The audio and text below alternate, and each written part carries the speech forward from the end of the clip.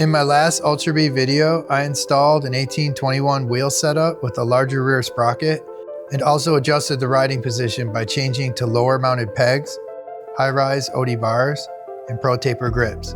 In today's video, I'm modding the seat to an InJoy cover and then taking this thing out afterwards for some ripping. Wow, something big's in the water. It's a gator. Let's get out of here.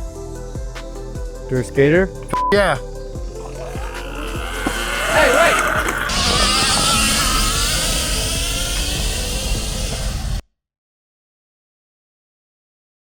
Now, these gripper seat covers are nice because you can actually get the wheelies pretty high and it doesn't feel like you're gonna slide off the back of the seat. These ribs help a lot with that. I actually have gripper seat covers on all my bikes, on my E-Ride Pro and on my SURRON, and these things are awesome. So let's go over the tools to do this. I have a pneumatic stapler. Now this is key. If you try to use one of those hand staple guns, you really can't get the staples deep into the plastic base on the seat. So I highly recommend using a pneumatic stapler. I have this hook tool to remove the old staples, and it has a rounded edge so I can sort of roll it and pop them off. That's kind of nice. And of course, needle nose pliers to pull the staples out of the plastic. I'm gonna use 10mm staples for this, but actually 8 or 9 would be okay too. I just happen to have 10mm, and I've done a few bikes already with these and they work great, so I'll keep using them. There are these staples that go all the way around the edge of the seat, and they all have to be removed, and I'll pull them all out one by one.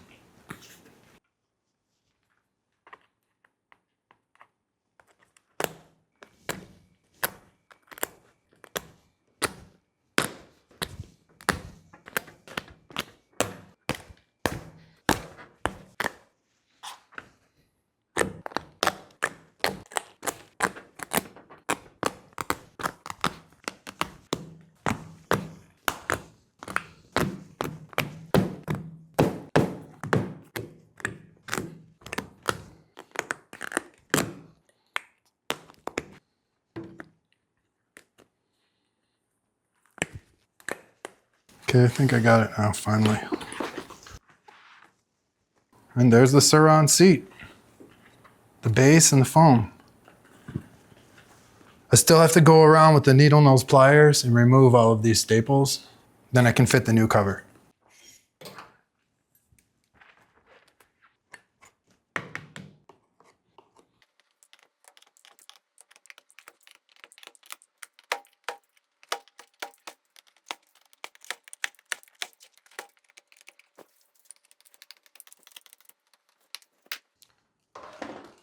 I think I got them all out. Just double check and make sure all the staples are out. Sometimes you'll miss one and then you'll put another staple right on top of it. Oh, there's one. That's clean. Clean, clean, clean, clean, clean. All right, cool, it's done. Make sure I don't get these staples everywhere. Now I have the old skin off. I have all the staples removed, and I can finally put this seat cover on. Now before I do that, I need to have something that I can put underneath the seat to keep it from flexing when I'm going around it and working the cover, because I want to keep that curve of the seat. If I'm pushing down too much when I'm stapling the seat down, it will surely wrinkle when I'm done. So I kind of want to keep this contour of the seat while I'm putting the staples in. So, yo, can you throw me that pad? Okay. You need like a block of wood or something you can put under the seat. Okay, so now that that's set, let's grab our staple gun and let's load it up. Again, I'm using 10mm staples, but you can actually use 8. It's no problem.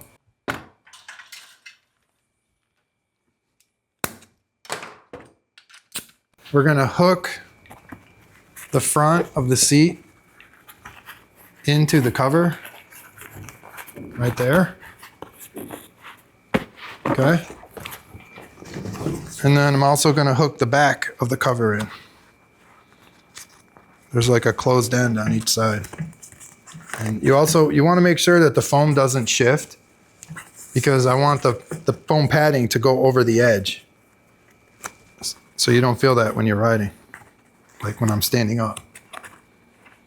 Sometimes that'll shift around when you're putting the seat cover on. You got to be make sure it stays in the correct position before you start stapling everything down.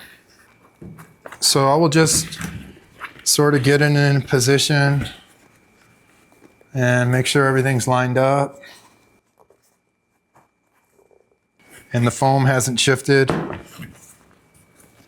Looks good still. You're gonna sort of work your way around the seat, just making sure that it's straight, making sure that the stripes aren't coming off. Everything is nice and straight. What I'll do is I'll put maybe pop 2 in at one end, and then I'll pop 2 in over here, and then I'll check it again, make sure it's straight. And then I will maybe pop 1 in on this side, pop 1 in on this side, pull it tight in the center, and then I will work my way this way a little bit, work my way back a little bit, and just keep going. Back, back, back, back, back, back. You really don't want to keep going all the way down one side, because if it's off track, it'd be really hard to fix it. And of course, I will adjust it as I go, pulling the wrinkles out, keeping it tight. And if you do that, you can pretty much get a wrinkle-free seat. So let's get this thing perfect and start stapling it down. And go back and check it.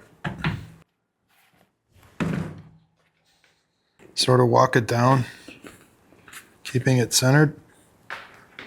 Now I'm just going to put 2 in here to hold it. That's just a temporary holder. Just need to make sure that this thing is straight, not creeping one way or another.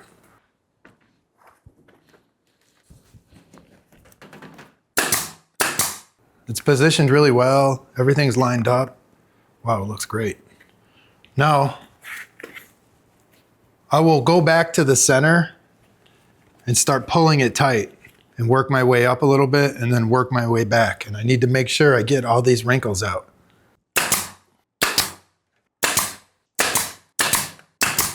Almost no wrinkles already. That's good for so few staples.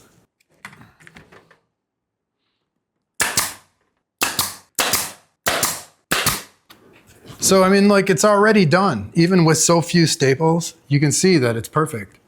There's no wrinkles. I mean, any tiny, tiny little wrinkles here on the ends, I can get those when I pull it tight and go around. But I haven't really put that many staples in it yet. And it's almost perfect. Get it down right, the rest is easy. So now I'll just go around and just pop in the rest of the staples. Always alternating from side to side. And work your way back. Maybe put 2 here, then go back to the front and put 2 there. And I gotta keep checking it to make sure I didn't pull it off track. But looks good. Still no wrinkles. So I'll just keep pulling it tight, and then I can just bam, bam, bam, bam, bam, bam, bam, all the way around.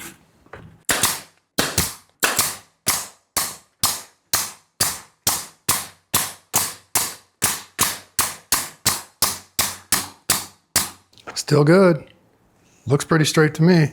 And you're not going to get these like 100% perfect, but you just want it to be as good as possible. Remember how bad the E-Ride Pro was from the factory? How crooked it was?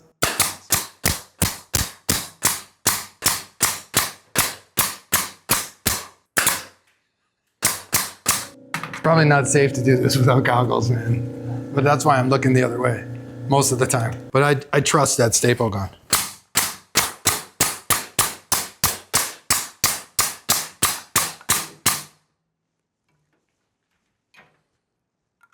I would have made it if I wasn't playing around with all the staples.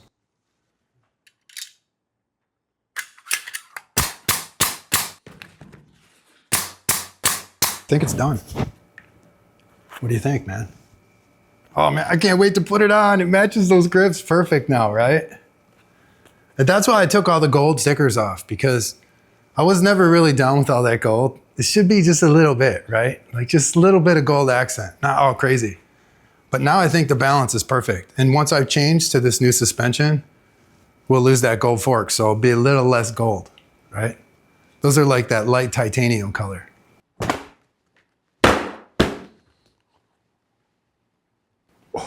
Oh, looks so good. Wow.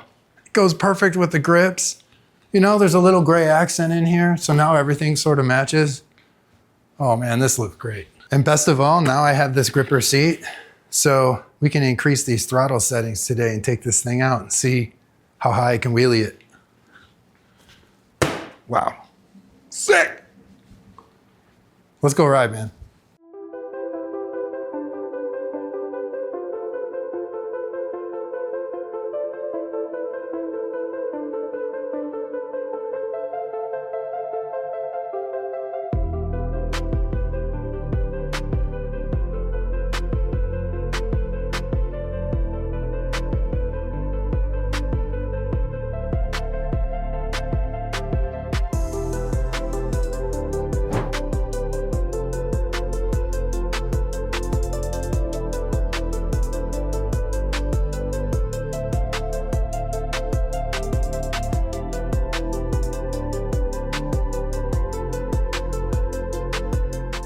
Can't wait to ride this thing. Now, before I take it out, some notes about my suspension. I did increase the preload because I'm about 189 pounds. And I noticed the back end was sagging a lot. So to kind of balance out the overall compression of the front and back suspension, I increased the preload just a bit.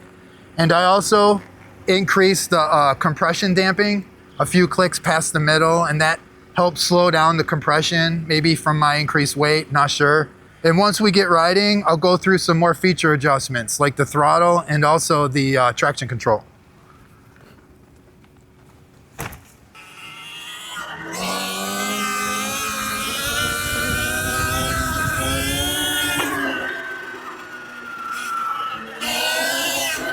Let's see what this thing has.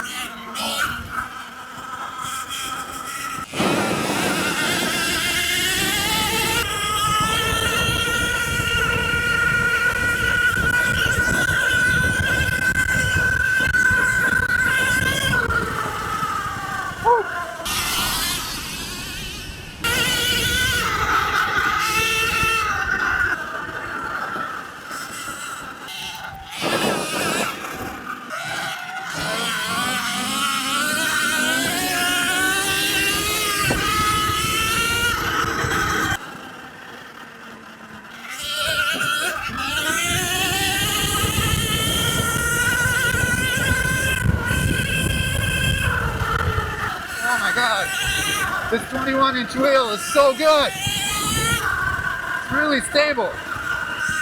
What a difference.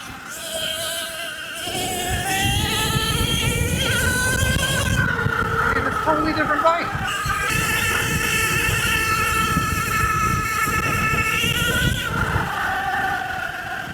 Traction control. It always brings the front wheel down, doesn't it? So let's turn that off.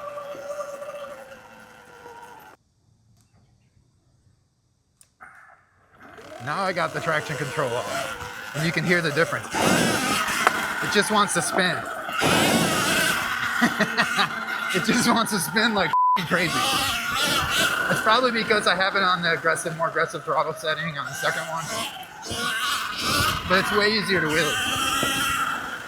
The traction control takes a little bit of the power from the rear wheel on wheelies. I really like how stable this bike is. It's like really different than my other bikes.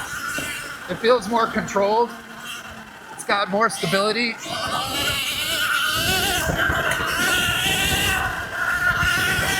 Easy to move around.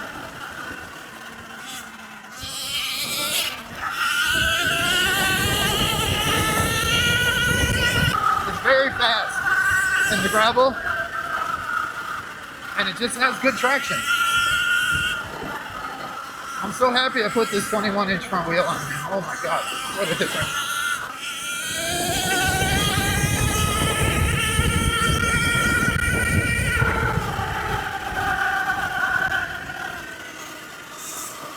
Also standing, bike is so comfortable standing now with this new riding position.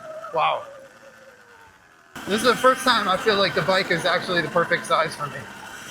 I sat on the start It feels a little bit big, but I'm still getting it. But this size feels right, man. I don't feel uncomfortable at all. Like, I don't feel like I'm hunching over or reaching or anything, man. I feel comfortable. My knees feel good. Like, they're not too bent. The bikes aren't the only danger out here to us. My drone wasn't spared today either and was attacked by a huge swarm of bees. I actually almost lost it. I think it went crazy from all the bee stings and decided to go for a swim. Luckily, it stopped at the last second. Wow, something big's in the water. It's a gator. Let's get out of here. There's gator? Yeah. Hey, wait! Ain't no gator in this water. What the hell's the matter with him?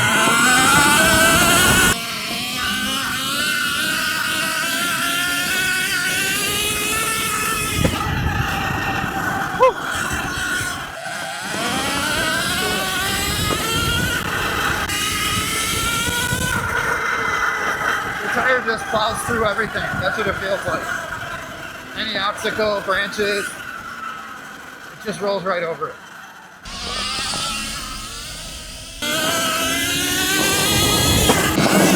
Ow. Oh, I'm sorry, man. No, it's okay. I'm good. I'm good.